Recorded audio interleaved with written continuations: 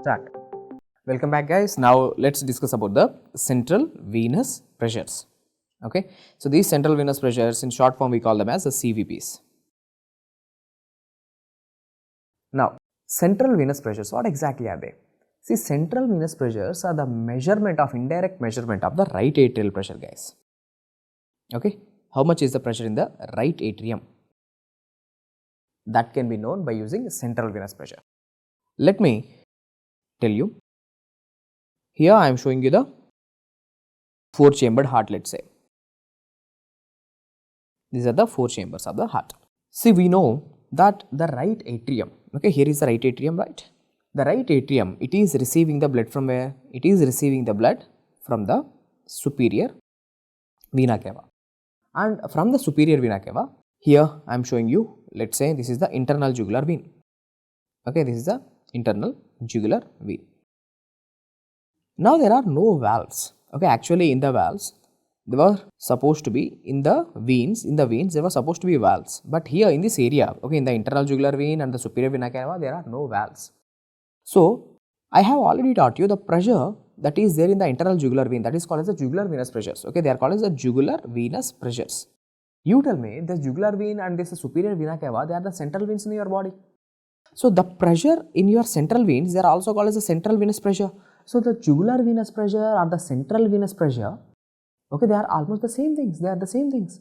Okay, and they are dependent on what? They are pressures. The pressures in these veins, they are dependent on the which cavity of the heart. It is the right atrium, because they are all acting like a one single chamber. Okay, you can just easily understand like this, because there are no valves, they are acting like a one single chamber.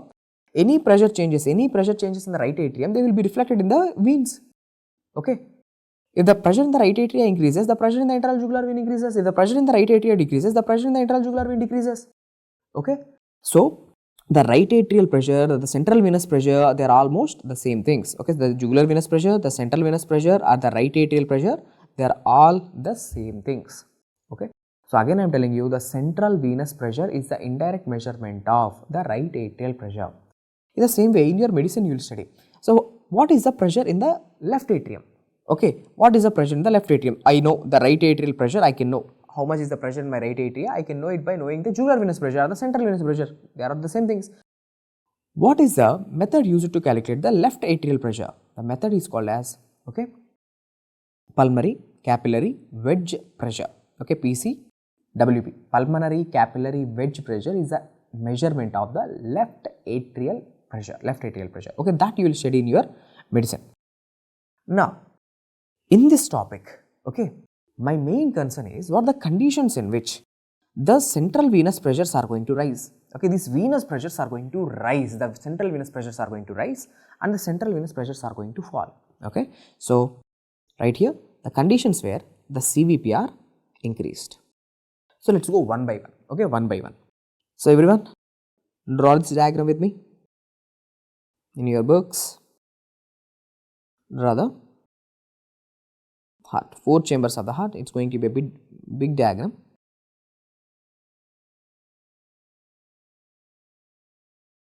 Okay, the 4 chambers. You tell me what is the circulation that I am drawing here? The blue color circulation. This is the pulmonary trunk. Okay, the pulmonary trunk, or you can say the pulmonary artery. Pulmonary trunk later divides into pulmonary artery. And where these pulmonary arteries are going? The pulmonary arteries are going to take the deoxygenated blood or the venous blood to the lungs. Okay, let me draw the lung here. So, here is the lung, and from the lungs,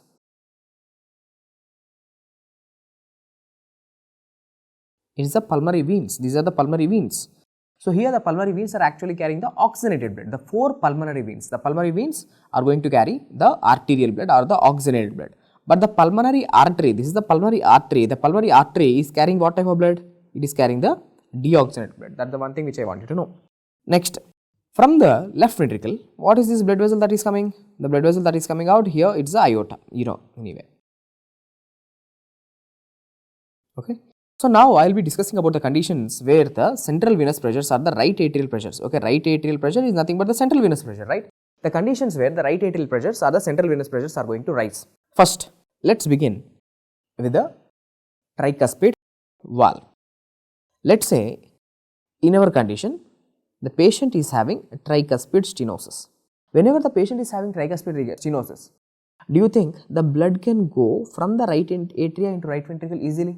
No, definitely no. The blood cannot come down. Okay, the blood cannot come down. So there is going to be congestion of the blood here. The blood is accumulating here. The blood is not properly going into the right ventricle. So what do you think will happen to the back pressures? See, let's say this is the pulmonary, this is the superior vena cava. So what will happen to the pressure here increases? So automatically the pressure in the superior vena cava increases, internal jugular vein increases. So yes, in a patient with a tricuspid stenosis, there is going to be increased the central venous pressures. Or let's say instead of the tricuspid stenosis, okay, instead of tricuspid stenosis, let's say my patient is having tricuspid regurgitation. Tricuspid regurgitation means what again? The valve is not closing properly. The valve is not closing properly. Again the same problem, right? As the valve is not closing, the extra amount of blood is going to come back into the right atria. As extra amount of blood is coming back, okay, it's regurgitating back. What do you think will happen to the venous pressures? It's going to rise again because the venous blood is not being properly drained into the right side of the heart. Extra blood is getting pushed back. So again that's going to increase the venous pressures. So right, tricuspid stenosis,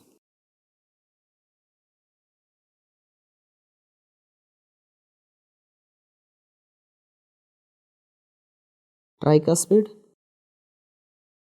regurgitation. Okay, tricuspid stenosis and tricuspid regurgitation both are going to cause the increase in the central venous pressure. Both will increase the central venous pressure. Next, look at here guys. What about this valve? Guys, this is the pulmonic valve. Now you tell me what happened today. The pulmonic valve got stenosed.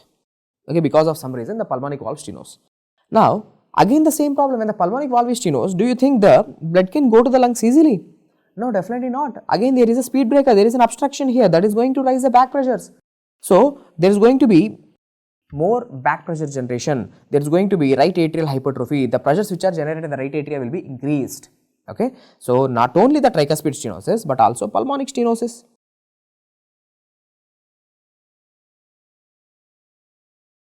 Okay, pulmonary stenosis also going to increase the central venous pressures. Now after pulmonary stenosis, any other condition that is going to rise the central venous pressure? Guys, look at here. What if the patient is having high pressure in the pulmonary artery, that is pulmonary artery hypertension? Okay, so today my patient is having pulmonary artery hypertension, okay, because of some reason, because of some pathology with the lungs. Let's say the patient is having COPD. Okay, now you all know if a patient is having a COPD, okay, he is not getting enough amount of oxygen. Okay, some problem. We all know whenever there is a hypoxia, whenever there is no oxygen in the lungs, whenever there is hypoxia, what do you think will happen to the pulmonary circulation? The pulmonary circulation is undergoing constriction, vasoconstriction. So that is the reason why the patients who are having the COPD, they are not getting enough amount of oxygen into the lungs. Whenever there is oxygen, whenever there is hypoxia, whenever there is hypoxic conditions in the lungs, okay, the pulmonary blood vessels will undergo vasoconstriction. The systemic blood vessels, see, whenever there is hypoxia, the systemic blood vessels will undergo vasodilation. But whenever there is hypoxia in the lungs, the pulmonary blood vessels will undergo vasoconstriction. So the vasoconstriction of the pulmonary blood vessels is going to rise the pressure here. So that is going to rise the pressure. Okay. So now tell me, whenever there is pulmonary artery hypertension, is it easy to send the blood to the lungs or is it hard to send the blood to the lungs? It is hard to send the blood to the lungs because, see, whenever there is a pulmonary artery hypertension, okay, the concept which I am trying to say, whenever there is pulmonary artery hypertension, see, you cannot send the blood into the pulmonary circulation, okay, easily, because there is already high pressure here. It's already a high pressure circuit. See, blood always wants to go from high pressure to low pressure. Here already high pressure is there, so it is very hard for you to send the blood to the high pressure circuit. So again the back pressures are going to rise. So there is going to be generation of the more venous pressure, there is going to be generation of more right atrial pressure. Okay. So yes, pulmonary artery hypertension is going to rise the venous pressures.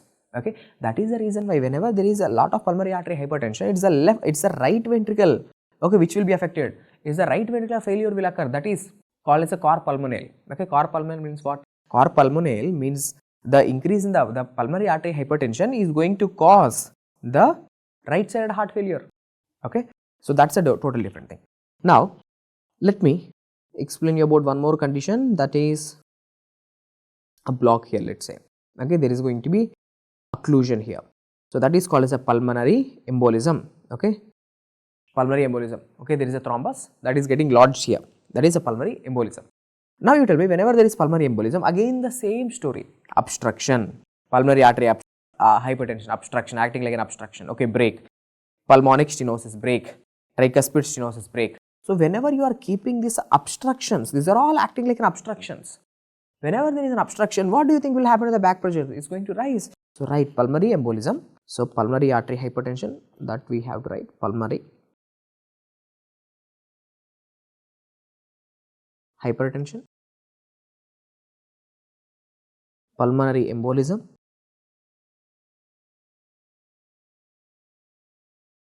they are going to rise the right atrial pressure or the central venous pressures. Now today, let us say finally the right sided heart, it is undergoing failure, right heart failure. Whenever there is a right heart failure, do you think it can pump the blood into the pulmonary circulation easily? No. So it's unable to send the blood into the forward direction. When it is unable to send the blood into the forward direction into the lungs, what do you think will happen to the back pressure? The blood is getting accumulated back. There is going to be stasis. There is going to be more accumulation of the blood in the right atria, and there is going to be more accumulation of the blood in the venous. Okay, on the venous side. So again, there is going to be more central venous pressure. So right heart failure is going to rise your central venous pressures. Okay. So right heart failure.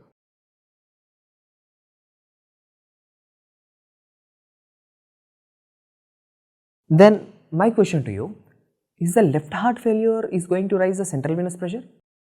Yes, of course. Guys, see, this is how the blood should be going. Okay, the blood should be coming. First of all, okay, let me put it this way. The blood should be coming to the right atria. From the right atria, the blood should be going to the lungs, and here the blood should be oxygenated. Once the blood is getting oxygenated, now the blood should be going to the left side of the heart. Okay, there should be a proper flow. Wherever there is an obstruction to the flow, there is going to be development of the back pressures, and the back pressures finally is going to increase the venous pressures. For example, let us say today your left heart is getting failed, left heart failure.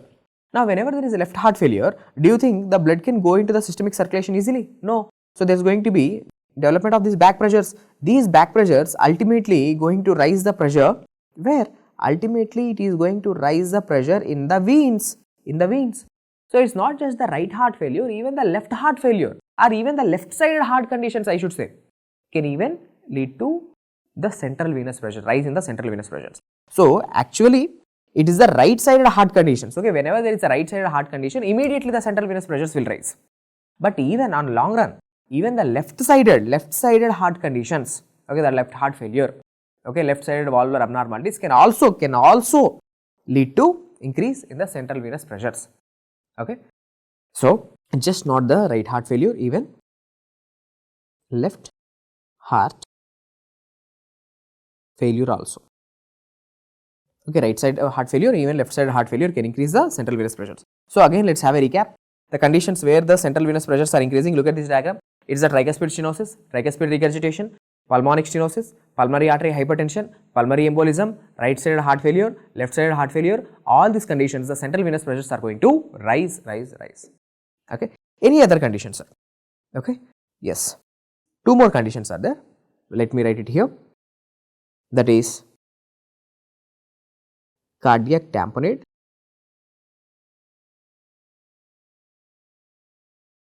okay, cardiac tamponade and constrictive pericarditis. Okay, let me explain them as simple as possible. So, first of all, what exactly is this cardiac tamponade? Okay, what is cardiac tamponade? Let me tell you. See here, let us say here is the heart. Usually students will think cardiac tamponade means accumulation of the blood in the pericardial cavity. It's just not the accumulation of blood, guys. Okay, see, this is the fourth chambered heart, and our heart is surrounded by what? Pericardium. Okay, our heart is surrounded by this layer called as a pericardium. You tell me today what happened? Okay, see, today let us say my patient is having myocardial infarction. Okay, left sided MI, left ventricular myocardial infarction. So luckily, okay, he was taken to the hospital and we gave the antiplatelet drugs, we gave the thrombolytic drugs. So luckily he saved. But ultimately he had a myocardial infarction, right? So this area of the heart is dead. Only this particular area of the heart is dead. So now my question to you, when this area of the heart is dead, do you think it's going to become strong or weak? Definitely it's going to be weak because the muscular tissue here is replaced with the scar tissue. So definitely that area is going to become weak. Now, whenever that area becomes weak, there is a chance at any point of time in the future it will rupture. Okay, it may rupture. So, whenever it undergoes rupture, suddenly it is ruptured. So, what do you think will happen? Whenever it is ruptured, now the blood will get access. Now the blood is going into the pericardial cavity. Now the blood is going into pericardial cavity. See, this is not happening, okay, slowly. Okay, even if there is malignancy, that like the malignant cells coming into the pericardium and the malignant cells growing in the pericardium, that can lead to this effusion, then that can lead to the fluid accumulation. But here, as there is a sudden rupture, okay, there is going to be a very fast, okay, very quickly the blood will start to accumulate in the pericardial cavity, and this is not happening gradually, it happens in few seconds. There is no time for the proper adjustment of the pericardium. So it happens suddenly like a boom. So when a lot of blood will start to accumulate in this pericardial cavity, and the blood will automatically undergo clotting. So now my question to you, do you think this blood, it will allow the heart to relax properly? No, this blood, whatever has accumulated here, it will start to compress the cardiac chambers. Okay, so it will start to compress the cardiac chambers. The cardiac chambers are getting compressed. Okay, so now you tell me, where the cardiac chambers are getting compressed, so do you think they can receive the blood properly? They can fill up properly? No, the venous blood, whatever has supposed to go into the heart, it's not going properly because the heart is getting compressed. Now it is no longer a proper vessel to get filled because the heart is getting compressed. Okay, so what do you think will happen to the venous pressures? The venous pressures are going to rise. So the central venous pressures, the right atrial pressures, everything going to rise. Okay, jugular venous pressures going to rise. So yes, what is cardiac tamponade? Now you understand. Cardiac tamponade means a sudden accumulation of the blood in the pericardial cavity, leading to the compression of the cardiac chambers. The word is important. This is a compression of the cardiac chambers. The heart will not fill properly. It will not relax properly. It cannot fill properly, and it cannot relax properly because the blood, whatever has accumulated around the heart, it is compressing the heart. It is actually a medical emergency. Okay, you have to immediately put a hole and you have to remove the blood from the pericardial cavity, otherwise he is going to die for sure. Okay, later in your medicine you will study about this cardiac tamponade, where the patient is going to have elevated jugular venous pressures. Okay, the patient is going to have the hypotension and muffled heart sounds, that is called as a Beck's triad. Okay, that you will study in your internal medicine. But anyway, here I am showing you, look here, I am just opening the pericardial layer, and inside the pericardium you can see this blood accumulation. This is all the blood that is compressing the heart. This is the cardiac tamponade. Okay, done. And what is constrictive pericarditis? See, in the word itself it is there, constrictive means constriction. The pericardium is getting calcified. In certain conditions your pericardium will get calcified. For example, imagine I am the person who is having lung infection. I am having TB, pulmonary tuberculosis. Now this pulmonary tuberculosis, it may extend to the pericardium. It may disseminate into the pericardium and it can lead to pericarditis. When the patient is having this tubercular pericarditis, especially during the healing phase, okay, whenever the pericardium is getting healed, you gave the proper treatment, anti-tubercular treatment. During the recovery phase, the healing phase, the pericardium will be calcified. So now my question to you, whenever this pericardium is getting totally calcified like an eggshell, now it is a totally calcified pericardium. Do you think this calcified pericardium, now the pericardium which is encasing the heart, it is going to totally compress the heart. It doesn't allow the heart to relax properly. Same story like cardiac tamponade. This calcified pericardium, it doesn't allow the heart to relax properly, fill properly. So again the venous pressures are going to rise. So it's not just the cardiac tamponade, even the constrictive pericarditis as a complication of the TB, okay, that can also lead to increase in the central venous pressures. So again I am telling you, what are all the conditions which lead to rise in the central venous pressures? First of all, tricuspid stenosis, tricuspid regurgitation, pulmonic stenosis, pulmonary artery hypertension, pulmonary embolism, okay, right-sided heart failure, even left-sided heart failure, okay, constrictive pericarditis, cardiac tamponade. In all these conditions, the right atrial pressures or the central venous pressures are going to be rising. The central venous pressure are an indirect measurement of the right atrial pressure. Okay. Now, let's see what are the conditions in which the central venous pressures are going to decrease. One example I am telling you, that is hypovolemic